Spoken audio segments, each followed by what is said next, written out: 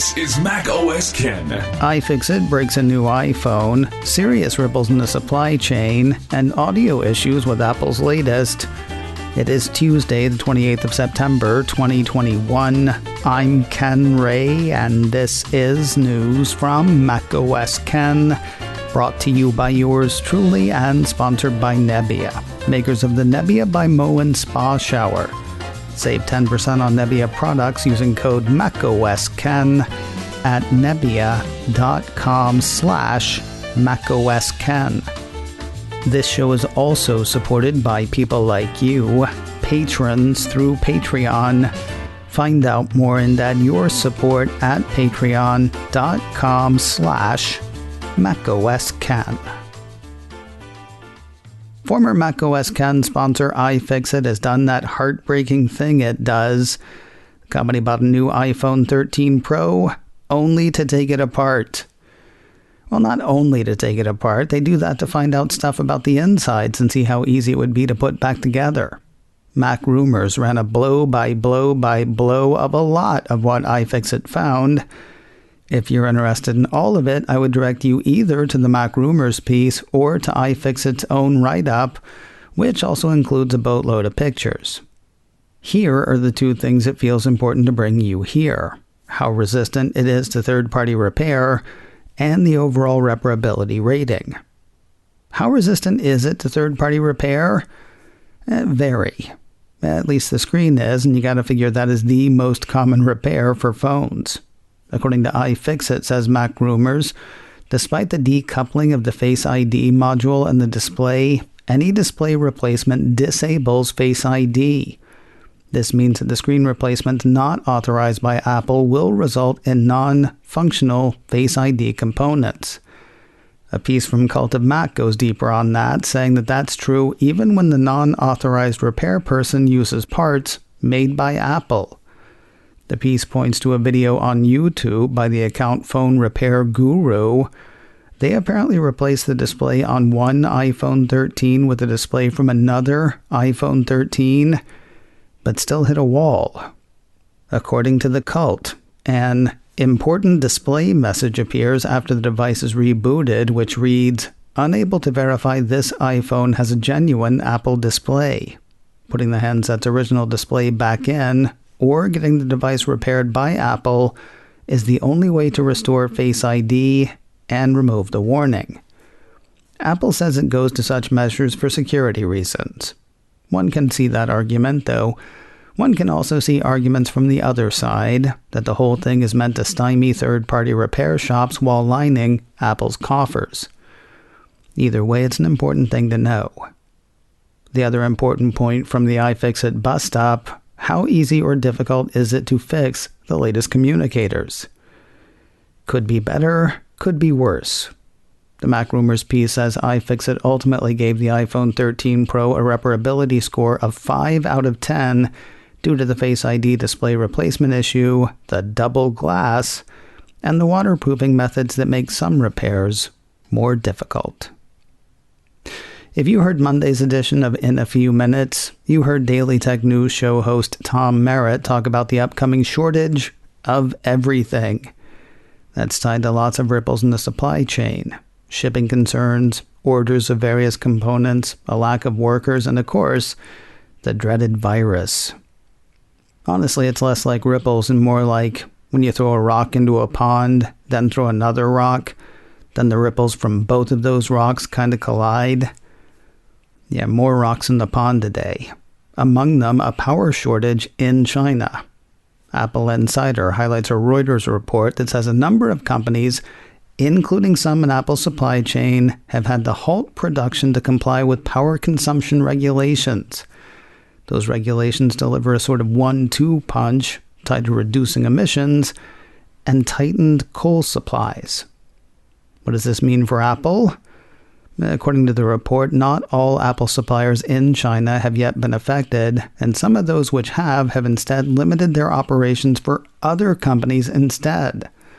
However, manufacturers of iPhone components ranging from motherboards to speakers have been forced to halt work for several days. Makes one wonder how slow the watch will be running. among many, many other things to wonder. While Foxconn has been affected, the Apple Insider piece indicates that that particular partner is shifting the hit to other companies for which it works. Secret so-and-so say Foxconn's seen only a very small impact. It's seemingly been confined to non-Apple production too, with the company adjusting staff shifts to move work to October. Another piece on the Reuters report from Apple 3.0 says TSMC, another huge link in Apple's supply chain, has not been affected. That site quotes the Reuters report saying chipmakers United Microelectronics Corporation and Taiwan Semiconductor Manufacturing Company told Reuters there was no impact at their Chinese plants. News of another likely ripple in the pond. Mac Rumors ran a piece late in the day Monday saying that Apple's subsidiary Beats had raised the price of the Beats Flex headphones by $20. That moves the price from $49.99 to $69.99, according to the report. Mac Rumors figures the jump is likely due to chip shortages and supply chain constraints that have raised the cost of components like the W1 chip. While Apple's mostly playing Neo to supply chain bullets, one avid Apple watcher still sees slowdowns ahead. Mac Rumors ran a piece on Monday highlighting expectations from TF International analyst Ming-Chi that had the analyst calling for a reduction in MacBook shipments for the first half of next year. He sees Apple's orders dropping by 15% for a few reasons.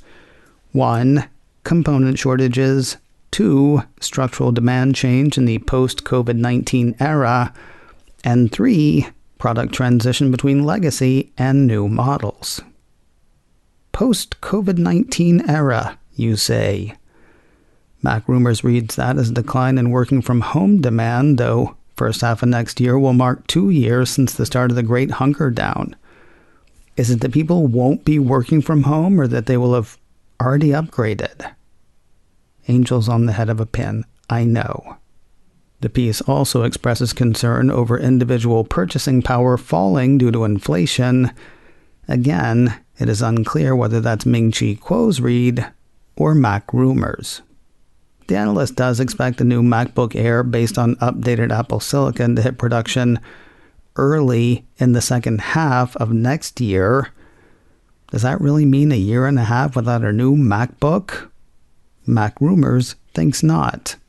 According to the site, Apple is still expected to launch redesigned 14 and 16-inch MacBook Pro models before the end of this year, likely to be announced via a digital event in October or November.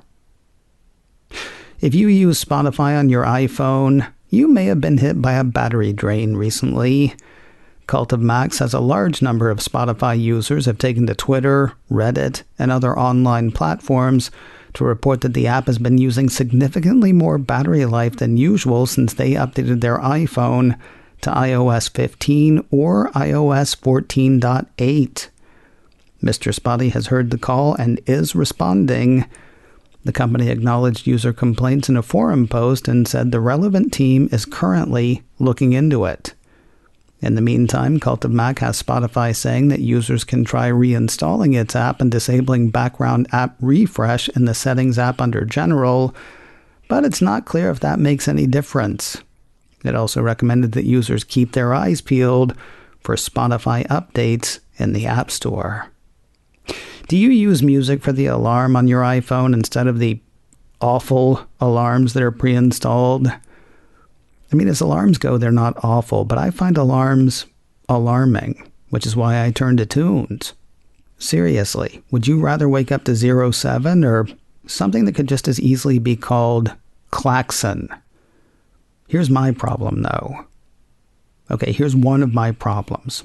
Since receiving my iPhone 13, my iPhone will not play music to wake me up.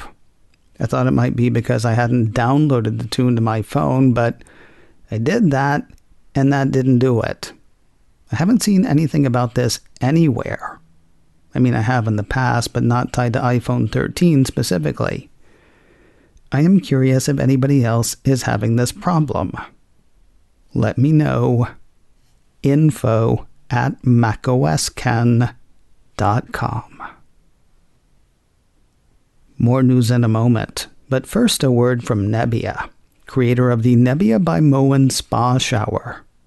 I told you yesterday about Tim Cook's investment in Nebbia, but it's not just money that's made their products what they are. Engineers who used to be with Tesla, NASA, and Apple spent years researching and developing a superior shower experience that saves water. Okay, saving water is important, but the shower part is key. Otherwise, who'd want it? This is a great shower. Nebbia's atomized droplets rinse shampoo and conditioner out of even the thickest hair. Being challenged in that area, that's not really a concern for me. But that same atomization leaves me with a shower that absolutely envelops, leaving me with a spa feel that's both invigorating and relaxing. And installing my Nebbia was a breeze. The Nebbia by Moen Spa Shower starts at $199, and there's a special deal for macOS Ken listeners. The first 100 people to use code macOSken at nebbia.com/macOSken will get 10% off currently available Nebbia products. Nebbia, that's nebbia.com/macOSken to see what they have to offer. The first 100 people to use the code macOSken at checkout will save 10% on currently available Nebbia products. Again, that's nebbia.com/macOSken and use that code macOSken to save 10%.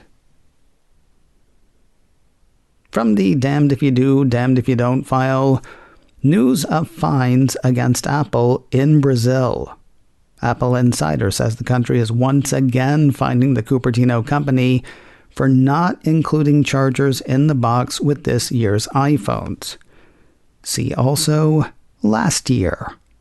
The piece says Brazil fined Apple $1.9 million for not including chargers with the iPhone 12 line, plus Apple had to give chargers to anybody who asked for one. Well, anybody buying a phone, you know what I mean. I say damned if you do, damned if you don't, because happenings in the Northern Hemisphere are pretty much the opposite. I told you last week about the EC's plan to force all smartphone manufacturers to adopt USB-C as the sole charging port for future phones. That same legislation would require manufacturers to stop prepackaging chargers with smartphones to cut down on waste. Additions this week to Apple's services. First, the first of Apple's improved 3D maps are rolling out, or people are rolling into them. Engadget says 3D city views have been fired up for London, Los Angeles, New York City, and San Francisco. London went live on Monday, according to the report, while the others got flipped with last week's release of iOS 15. Describing the change, Engadget says in the 3D maps you'll see elevation details throughout each city, along with new road labels and landmarks such as LA's Dodger Stadium, the Statue of Liberty, and the Royal Albert Hall in London. Next stops, Philadelphia, San Diego, and Washington, D.C. Those three are set to get 3D by the end of this year. Improved 3D maps of Montreal, Toronto, and Vancouver will go live for Canada next year, according to the report. From getting out for a 3D walk to getting in a personal workout, Mac Rumor says Apple added a couple of new exercises to Fitness Plus on Monday. Announced a couple of weeks ago during the California streaming event, Apple has this week added guided meditations and Pilates to its premium fitness service. According to the piece, the guided meditations seek to help users reduce everyday stress, develop a greater sense of awareness, and build resilience to face life's challenges. Pilates, meanwhile, is a new low-impact workout that focuses on improving strength and flexibility. Also added this week, a collection of workouts to get ready for snow season. This is pretty much what you'd expect from the name. exercises to improve skiers' and snowboarders' performance ahead of the winter. Built with Apple Watch wearers in mind, Fitness Plus is a subscription service accessible through iPad, iPhone, and Apple TV. The new exercises are available now. The Beats Flex headphones aren't the only pair of Beats making news today.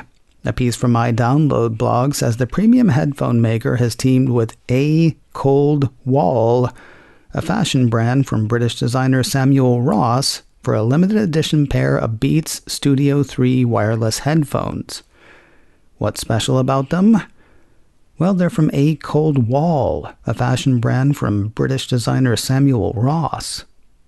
According to the piece, the headphones feature a cement gray color on the outside, which is speckled with white flakes. The interior band has an off-white look to it. There's a distinct ACW logo on the exterior of the band as well. The carrying case also has the ACW branding. Added prestige, I guess, but no added cost. The ACW Beats Studio 3 wireless headphones go for $349.95. That is the same cost as the regular models of those headphones. And finally today, there is now at least one Apple store in each of New York's 5 boroughs.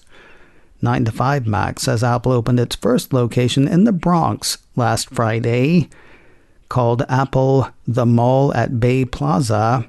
The store is located, you'll never guess, in the mall at Bay Plaza. The store is significant for a couple of reasons.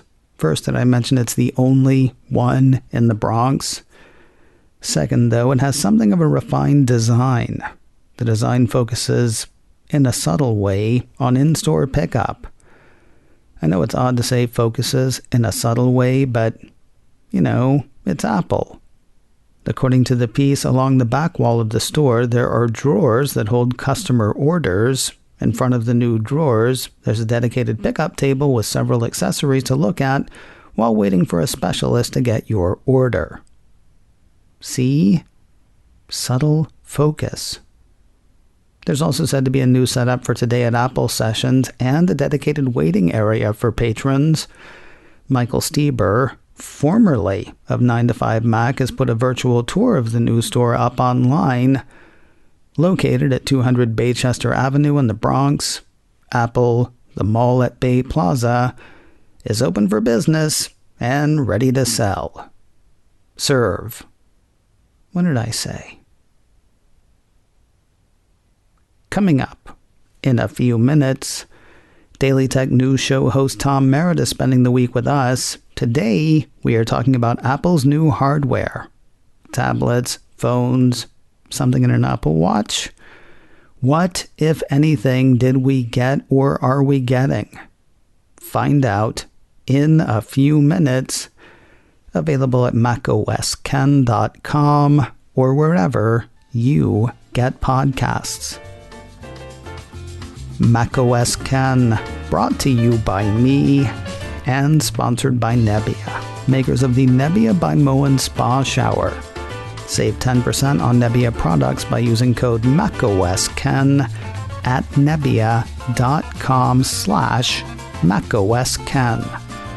This show is also supported by people like you, patrons through Patreon. Find out more and add your support at patreon.com/macosken. Advertising handled by Backbeat Media, online at backbeatmedia.com. You can reach me a couple of ways. Info at macosken.com or call 716-780-4080. Until next time, that is news from macOS Ken. I'm Ken Ray.